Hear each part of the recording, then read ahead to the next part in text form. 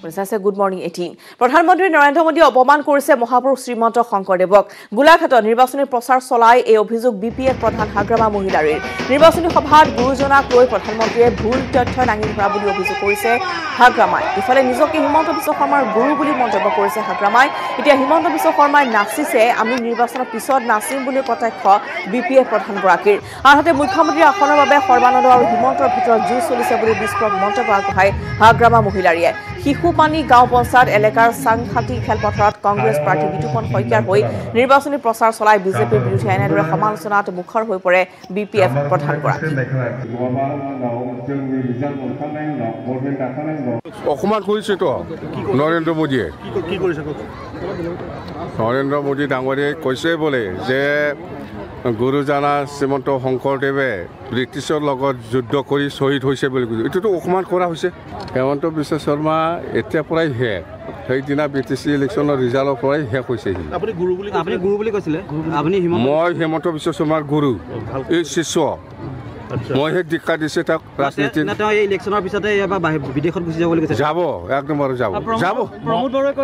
প্ৰমোদ বড়োৰ নাম নলবি এইবিলাক সৰু মৰু ৰিজাল্টটো আহিব দিয়ক 2 তাৰিখ মে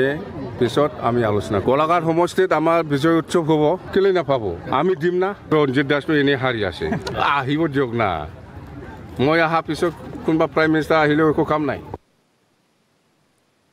বুধবাৰৰ পৰা উলিয়াব নোৱাৰিব মটৰ চাইকেল সমদল ভোট গ্ৰহণৰ 72 ঘণ্টাৰ পূৰ্বৰ পৰা বাইক ৰেলী নিৰ্বাচন আয়োগে বাইক ৰেলী সন্দৰ্ভত দিলে এই নিৰ্দেশনা বাইক ৰেলীৰ লোকে কোনো স্থানত জড়িত হৈছে অসামাজিক কাৰ্যকলাপত তাৰ পৰিপ্ৰেক্ষিততে নিৰ্বাচনী আয়োগৰ এই নিৰ্দেশনা বিধানসভা নিৰ্বাচন হোৱা 5খন ৰাজ্যতে প্ৰযোজ্য হ'ব এই নিৰ্দেশনা প্ৰথম পৰ্যায়ৰ নিৰ্বাচন হ'বলগীয়া স্থানত মঙলবাৰলৈকেহে উলিয়াব পাৰিব বাইক ৰেলী পুনৰবাৰ জনাইছো বুধবাৰৰ পৰা উলিয়াব নোৱাৰিব অৰ্থাৎ আজি দিনটোলৈকেহে মটৰ চাইকেল সমদল উলিয়াব পাৰিব প্ৰথম পৰ্যায়ৰ যি সমষ্টিত ইতিমধ্যে নিৰ্বাচন অনুষ্ঠিত হ'ব 47টা সমষ্টিত মটৰ চাইকেল ৰেলী বুধবাৰৰ পৰা উলিয়াব নোৱাৰিব ভোট গ্ৰহণৰ 72 ঘণ্টাৰ পূৰ্বৰে পৰা বাইক ৰেলী নিৰ্বাচন আয়োগে বন্ধ কৰিছে নিৰ্দেশনা জাৰি কৰিছে বাইক ৰেলী সন্দৰ্ভত বাইক ৰেলীৰ লোকে কোনো স্থানত জড়িত হৈছে অসামাজিক কাৰ্যকলাপত তাৰ পৰিপ্ৰেক্ষিততে নিৰ্বাচন আয়োগৰ এই নিৰ্দেশনা বিধানসভা নিৰ্বাচন হোৱা 5খন ৰাজ্যতে প্ৰযোজ্য হ'ব এই নিৰ্দেশনা প্ৰথম পৰ্যায়ৰ নিৰ্বাচন হ'বলগীয়া স্থানত মঙলবাৰলৈকেহে উলিয়াব পাৰিব বাইক ৰেলী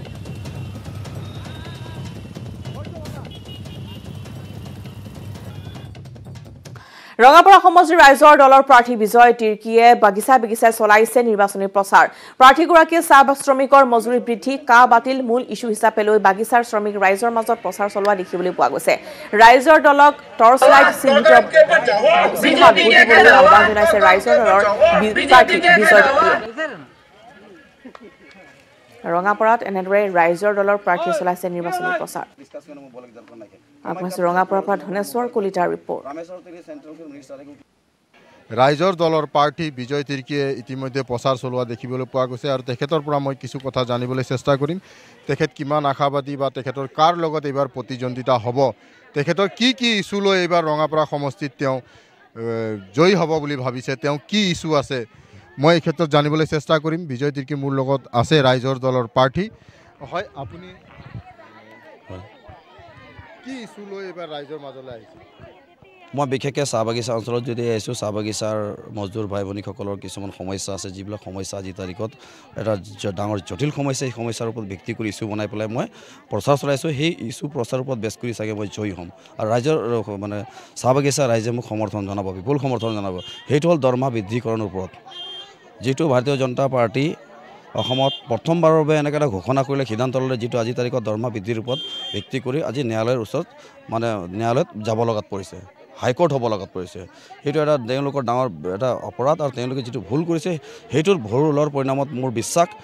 আমাৰ চাহ বাগিচাৰ ৰাইজে বা মজদুৰে বিজেপিৰ পৰা বিদায় লৈ আমাৰ নতুন নৱগঠিত দল ৰাইজৰ দলক সমৰ্থন কৰিবলৈ বিশ্বাস আৰু মই সঁহাৰি পাম কি কাৰণত আপোনাক ৰাইজে ভোট দিব বুলি আপুনি ভাবে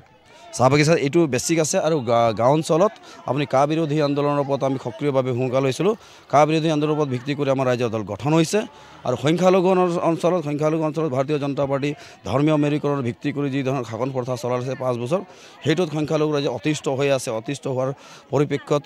সংখ্যালঘু ৰাইজে না বিজেপি না কংগ্ৰেছক মোৰ ৰাইজৰ দলক সমৰ্থন জনাব বুলি মোৰ বিশ্বাস আপুনি কিমান শতাংশ আশাবাদী আপুনি জয়ী হ'ব বুলি শতাংশটো মই স্পষ্টকৈ মই ঘোষণা কৰিব নোৱাৰিম। মই আজিৰ তাৰিখত মই গোটেই চাহ বাগিচা বা গাঁও অঞ্চলত বিভিন্ন অঞ্চলত মই ঘূৰি এটা মই পৰিলক্ষিত কৰিব পাৰিছোঁ যে ৰাইজে মোক সমৰ্থন জনাইছে, সঁহাৰি দিছে আৰু মই ভাৰতীয় জনতা পাৰ্টিৰ লগত প্ৰতিদ্বন্দ্বিতা কৰিব পাৰিম বুলিতো স্পষ্ট। কিমান সংখ্যাত বা কিমান ভোটত জয়ম এইটো মই আজিৰ তাৰিখত ঘোষণা কৰিব নোৱাৰিম। 27 তাৰিখে ভোটদান হোৱাৰ পিছতে মই কিবা এটা অনুমান কৰিব পাৰিম। অসমৰ নিৰ্বাচনী প্ৰচাৰ চলাইছে কংগ্ৰেছ আৰু ইউডিএফক ক্ষুদ্ৰ সমালোচনা কৰিছে কেন্দ্ৰীয় গৃহমন্ত্ৰী অমিত শ্বাহে। নিউজ 18ৰে হোৱা এক আছুতীয়া সাক্ষাৎকাৰত আৰু কি ক'লে কেন্দ্ৰীয় গৃহমন্ত্ৰীগৰাকীয়ে চাওঁ আহক। हमारे साथ है देश के गृह मंत्री अमित शाह जी जो असम के दौरे पर आए हुए हैं। सर, कहा जा रहा है कि कांग्रेस की तरफ से कहा जा रहा है कि इस बार बदरुद्दीन अजमल के साथ उनका गठबंधन है और कड़ी चुनौती वो बीजेपी को दे रहे हैं। देखिए, कांग्रेस की हार का प्रमुख कारण ही बदरुद्दीन अजमल हूँ, क्योंकि आसाम की जनता अब घुसपैठ से परेशान होकर निजात चाहती है। आतंकवाद से भी आसाम की जनता परेशान हो गई और आंदोलनों से भी आसाम की जनता परेशान हो गई। और बदरुद्दीन अजमल के साथ रहकर आप घुसपैठ रोक नहीं सकते। हमने यहाँ पर 5 साल के अंदर 2000 से ज्यादा सशस्त्र उग्रवादियों को शरण में लाने का काम किया है। उन्होंने हथियार छोड़कर मुख्यधारा में आए हैं। एक जमाने में आसाम में आंदोलन, कर्फ्यू, आतंकवाद, हत्याएं आए दिन होती थी। आज 5 साल से यहाँ पर शांति है और 5 साल से आसाम विकास के रास्ते पर चल पड़ा है। मैं मानता हूं कि हमारी विजय का कारण ही ये कांग्रेस का गठबंधन है। हमने किया हुआ विकास है। आतंकवाद मुक्त आसाम, घुसपैठिया मुक्त आसाम और अब हम आसाम को बाढ़ मुक्त बनाने भी जा रहे हैं। सर, कुछ लोग ये भी कह रहे हैं कि बदरुद्दीन अजमल जिनका एक खास क्षेत्र विशेष था जहां पर वो चुनाव लड़ते थे, लेकिन कांग्रेस अब उन्हें असम की राजनीति के केंद्र में लाने की कोशिश कर रही है। मेरी तो कांग्रेस पार्टी की बातें समझ में ही नहीं आई। यहाँ पर बदरुद्दीन अजमल के साथ वो अलायंस किए हैं। बंगाल के अंदर वो लोग फुरफुरा शरीफ के पीरजादा के साथ अलायंस करते हैं और केरल के अंदर मुस्लिम लीग के साथ करते हैं। ये किस प्रकार की सेक्युलर पार्टी है, मेरी समझ में नहीं आता। सर, प्रियंका गांधी और राहुल गांधी दोनों असम तो आ रहे हैं, लेकिन बंगाल, आप कल बंगाल में थे, आपने कल बंगाल का संकल्प पत्र घोषित किया, आज आप असम में हैं, लेकिन अभी तक कांग्रेस के दोनों बड़े नेता बंगाल नहीं गए हैं, लेकिन असम आ रहे हैं रेगुलर, और चाय बागान में भी जा रहे हैं कि पैसा बढ़ाएंगे। उनके लिए ना बंगाल में अब कुछ बाकी बचा है ना असम में बचा है। आप परिणाम आए तब देख लेना। बंगाल में भी 200 से ज्यादा सीटों के साथ भारतीय जनता पार्टी की सरकार बनेगी। यहाँ पर भी पूर्ण बहुमत के साथ हमारी सरकार बनेगी। हमारी टैली को हम बढ़ाएंगे। सर, एक बस अंतिम सवाल बंगाल को लेकर के। बंगाल में आप लोगों ने अपना कल संकल्प पत्र जारी किया, लेकिन दीदी अपनी चुनावी रैलियों में कह रही हैं कि हम बीजेपी को नहीं देखना चाहते, हम पीएम मोदी का चेहरा नहीं देखना चाहते। नहीं, वो तो दीदी पर निर्भर करता है, मगर बंगाल की जनता मोदी जी को देखना चाहती है, इसलिए लाखों की संख्या में उनकी सभाओं में भीड़ उमड़ती है। धन्यवाद, बहुत बहुत शुक्रिया। कैमरामैन नवीन बंसल के साथ विक्रांत यादव, न्यूज 18 इंडिया, असम। বাতৰি শেষ অংশলৈ আজি প্ৰকাশ পাব বিজেপিৰ নিৰ্বাচনী ইস্তাহাৰ। বিজেপিৰ ৰাষ্ট্ৰীয় সভাপতি জে পি নাড্ডাই মুকলি কৰিব নিৰ্বাচনী ইস্তাহাৰ। হোটেল তাজ ভিভান্তাত মুকলি কৰা হ'ব নিৰ্বাচনী ইস্তাহাৰ। বান সমস্যা সমাধান আৰু অনুপ্ৰৱেশ ৰোধ হ'ব মূল নিৰ্বাচনী ইছ্যু। উপস্থিত থাকিব মুখ্যমন্ত্ৰী সৰ্বানন্দ সোণোৱাল, মন্ত্ৰী ডক্টৰ হিমন্ত বিশ্ব শৰ্মা। নিৰ্বাচনী ইস্তাহাৰত থাকিব পাৰে 5 বছৰত 10 লাখ চাকৰিৰ প্ৰতিশ্ৰুতি, CAA বলবৎ কৰাৰ প্ৰতিশ্ৰুতি, চাহ শ্ৰমিকৰ মজুৰি বৃদ্ধি, অসমৰ ভাষা সংস্কৃতি সুৰক্ষাৰ প্ৰতিশ্ৰুতি আৰু অৰুণোদয় আঁচনিৰ ধন 3000লৈ বৃদ্ধিৰ প্ৰতিশ্ৰুতি। এইসমূহ প্ৰতিশ্ৰুতিৰে নিৰ্বাচনী ইস্তাহাৰ আজি প্ৰকাশ কৰিব ভাৰতীয় জনতা পাৰ্টীয়ে। ইতিমধ্যেই প্ৰথম পৰ্যায়ৰ নিৰ্বাচনলৈ মাজত মাত্ৰ 3টা দিনহে বাকী আছে। বিভিন্ন প্ৰান্তত ইতিমধ্যে নিৰ্বাচনী প্ৰচাৰ, নিৰ্বাচনী ৰেলী অব্যাহত ৰখা হৈছে। আৰু পূৰ্বতে সম্প্ৰচাৰ আছে। এই মুহূৰ্তত আমাৰ সৈতে সাংবাদিক বলেন ভট্টাচাৰ্য। বলেন, আপোনাৰ কাষলৈ আহিছোঁ। আৰু যিমানেই নিৰ্বাচনৰ দিন চমু চাপি আহিছে, নিৰ্বাচনৰ প্ৰতিশ্ৰুতি এতিয়া দেখিবলৈ পোৱা গৈছে বিভিন্ন ৰাজনৈতিক দলসমূহৰ মাজত, আৰু আজি বিজেপিৰ নিৰ্বাচনী ইস্তাহাৰ প্ৰকাশ পাব। বলেন, হয়, ভাৰতীয় জনতা পাৰ্টীৰ ৰাষ্ট্ৰীয় সভাপতি জে পি নাড্ডাই কিছু সময় পিছত অৰ্থাৎ 10 বজাত তেখেতে আনুষ্ঠানিকভাৱে উন্মোচন কৰিব ভাৰতীয় জনতা পাৰ্টিৰ অসম প্ৰদেশৰ যিখন নিৰ্বাচনী ইস্তাহাৰ সেই প্ৰকাশ কৰিব আৰু ইতিমধ্যে দেখিব পোৱা গৈছে অসম প্ৰদেশ কংগ্ৰেছ কমিটিয়ে 5 গ্যাৰাণ্টি লৈ যি ধৰণৰ তেখেতসকল নিৰ্বাচনী ইস্তাহাৰ প্ৰকাশ কৰিছে তাৰ ওপৰতে ভাৰতীয় জনতা পাৰ্টি কি ধৰণৰ নিৰ্বাচনী ইস্তাহাৰ প্ৰকাশ কৰে এই মুহূৰ্তত জনতাৰ চকু আছে আৰু বিশেষকৈ দেখিব পোৱা গৈছিল যে যেতিয়া 2016 চনৰ নিৰ্বাচনী ইস্তাহাৰ বা নিৰ্বাচনী যিখন ভিজন ডকুমেণ্ট প্ৰকাশ কৰা হৈছিল সেই ভিজন ডকুমেণ্টত আসলে কি সমূহ প্ৰতিশ্ৰুতি দিয়া হৈছিল তাৰ বিপৰীতে আসলে 2021ত কি হ'ব এই সকলোবোৰ দিশ এই মুহূৰ্তত জনতাৰ চৰ্চাত আছে কিয়নো দেখিব পোৱা গৈছিল যিখন 2016 চনত ভিজন ডকুমেণ্ট কৰা হৈছিল এই ভিজন ডকুমেণ্টৰ বহুখিনি কথাই এই মুহূৰ্তলৈকে বাস্তৱায়িত নহল যাক লৈ ভাৰতীয় জনতা পাৰ্টি সঘনাই সমালোচিত হৈছিল তাৰ বিপৰীতে এইবাৰ কিন্তু কি দেখিবলৈ পোৱা যাব নিৰ্বাচনী ইস্তাহাৰত হেয়া আটাইতকৈ এই মুহূৰ্তত ডাঙৰ বিষয় কিন্তু শেহতীয়াকৈ দেখিব পোৱা গৈছে যে অমিত শ্বাহে যি দুখন শেহতীয়াকৈ ভাষণ জনসভাত অংশ লৈছিল সেই জনসভাত তেখেতে এটা কথা স্পষ্টকৈ উল্লেখ কৰিছে অনুপ্ৰৱেশ ৰোধ কৰাৰ কাৰণে বিশেষ ব্যৱস্থা গ্ৰহণ কৰা হ'ব আৰু আজমলৰ নেতৃত্বত কোনো কাৰণতে অনুপ্ৰৱেশ ৰোধ নহয় আৰু এই সমস্যাটো সমাধানৰ কাৰণে তেখেতে বাট প্ৰশস্ত কৰিব বুলি কোৱা হৈছে আৰু হেয়া যদি চাবলৈ যায় তেতিয়াহ'লে দেখিব পোৱা গৈছে যে অনুপ্ৰৱেশৰ সমস্যাটো যে প্ৰধান ইছ্যু হিচাপে ল'ব এবাৰ এয়া নিশ্চিত একেদৰে কোৱা হৈছে যে বান সমস্যা গৰাখহনীয়া সমস্যা সমাধানৰ কাৰণে পুনৰ 5 বছৰ সময় লোৱা হ'ব আৰু 5 বছৰৰ ভিতৰত এই সময়খন কাৰ্যকৰী কৰা হ'ব বুলি এক প্ৰকাৰ জনসভাত হেয়া ইংগিত দিছে যদি হেয়াই হয়তো ভিজন ডকুমেণ্ট বা নিৰ্বাচনী ইস্তাহাৰত হয়তো প্ৰকাশ পাব হেয়া সম্ভাৱনা থাকিব একেদৰে নিয়োগৰ ক্ষেত্ৰত সঘনাই সমালোচিত হৈছে ভাৰতীয় জনতা পাৰ্টি বিশেষকৈ 25 লাখ নিবনুৱা সংস্থাপনৰ যি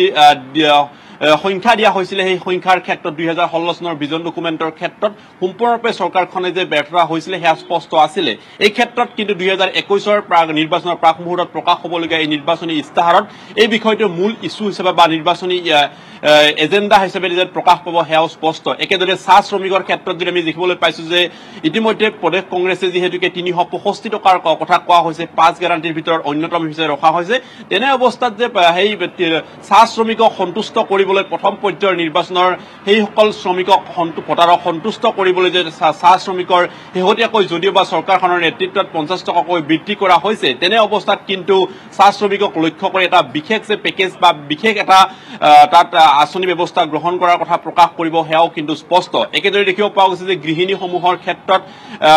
পদক্ষেপ গ্ৰহণ কৰিব হয়তো কংগ্ৰেছক ফেৰ মাৰি ভাৰতীয় জনতা পাৰ্টি কিছু ইয়াত অত্যাধুনিক বা আধুনিকভাৱে তেখেতসকলে কিছুমান বিষয় সন্নিৱিষ্ট কৰিব আৰু সন্নিৱিষ্ট কৰি যাতে ভোটাৰক আকৰ্ষণ আৰু কৰিব পাৰি তাৰ ব্যৱস্থা গ্ৰহণ কৰাৰ উদ্দেশ্যে এই ইস্তাহাৰ প্ৰকাশ পাব কিন্তু বাস্তৱায়িত ক্ষেত্ৰত থাকিব পাৰে আজি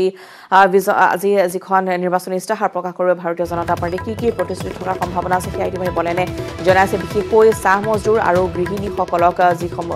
মাহেকীয়া যেনেধৰণে তেওঁলোকে প্ৰতিশ্ৰুতি প্ৰদান কৰিছে যে মাহেৰে অৰুণোদয় আঁচনিৰ ধন 3000 টকা তেওঁলোকে কৰিব আৰু মজুৰি বৃদ্ধি কৰিব চাহ শ্ৰমিকৰ এনেধৰণৰ কিছু প্ৰতিশ্ৰুতি থকাৰ যি সম্ভাৱনা আছে কিন্তু ইতিমধ্যে নাগৰিকত্ব সংশোধনী আইন যিখন ইতিমধ্যে কংগ্ৰেছে চৰকাৰলৈ আহিলে তেওঁলোকৰ শাসনলৈ যদি আহে তেতিয়াহ'লে তেওঁলোকে এখন বাতিল কৰাৰ কথা ঘোষণা কৰিছে আনহাতে ভাৰতীয় জনতা পাৰ্টিয়ে কিন্তু নাগৰিকত্ব সংশোধনী আইন বলবৎ কৰাৰ কথা পোষকতা কৰিছে নিৰ্বাচনী ইস্তাহাৰত আজি প্ৰকাশৰ সম্ভাৱনা আৰু আজি নৱবৰ্ষৰ নিৰ্বাচনী প্ৰচাৰ চলাব ৰাজ্যিক বিজেপিৰ সভাপতি ৰঞ্জিত দাসে মিত্ৰজোঁটৰ প্ৰাৰ্থী জয়ন্ত খাউণ্ডৰ হৈ প্ৰচাৰ চলাব ৰাজ্যিক সভাপতি ৰঞ্জিত দাসে লখিমপুৰত সোমবাৰে সন্ধিয়া বৃহৎ সমদলত অংশ লৈছে মন্ত্ৰী হিমন্ত বিশ্ব শৰ্মা এই মুহূৰ্তত সঞ্জীৱ লাহনৰ সৈতে সংযুক্ত হৈছো সঞ্জীৱ আপোনাৰ কাষলৈ আহিছো নৱবৰ্ষৰ আজি নিৰ্বাচনী প্ৰচাৰ চলাব কেই বজাত কাৰ্যসূচী আছে আপোনাৰ পৰা জানিব বিচাৰিছো